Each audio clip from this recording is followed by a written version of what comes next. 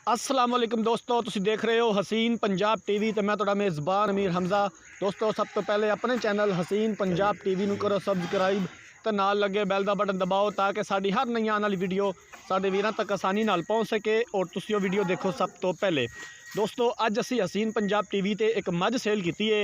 साडे बड़े ही प्यारे वीर ने साडे मोहसन ने शुएब जट साहब उन्होंने मझ खरीदी है सियालकोट तो। सियालकोट डल वाली उन्होंने रिहाइश है। सियालकोट मझ जा रही है। शुएब जट साहब ने मझ खरीदी है। असी जनाब बेहद मशहूर है भाई शुएब दे कि उन्होंने साढ़े उपर यकीन किया है, सानू खिदमत का मौका दिता है। खुद भाई शुएब नहीं आए, उन्होंने भाई आए ने।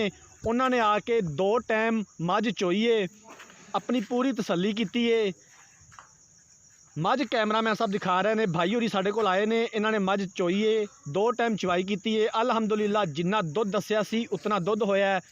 मझ कैमरामैन साहब दिखा रहे हैं, डाले च लोड होंदी दिखाते ने।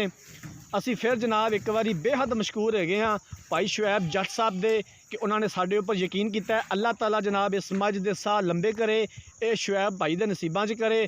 असी इस वीडियो के जरिए शुएब भाई नूं दावत देने कि जनाब इत्थे आओ आरफ वाला साढ़े कोल, सानू खिदमत का मौका दिओ। असी जनाब शुएब भाई नूं इलाके में लैके निकलांगे इंशाअल्लाह ताला।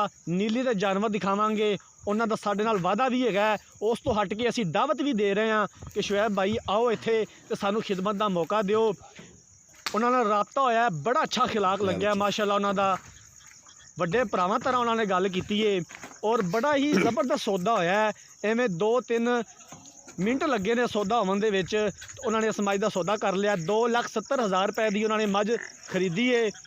कैमरामैन साहब दिखा रहे हैं, कैमरामैन साहब डाले का नंबर भी दिखा दिया जे। असी फिर जनाब एक बार शुक्रिया अदा करने शुएब जट साहब का, उन्होंने साढ़े उपर यकीन किया है। असी बेहद मशहूर हो गए हैं।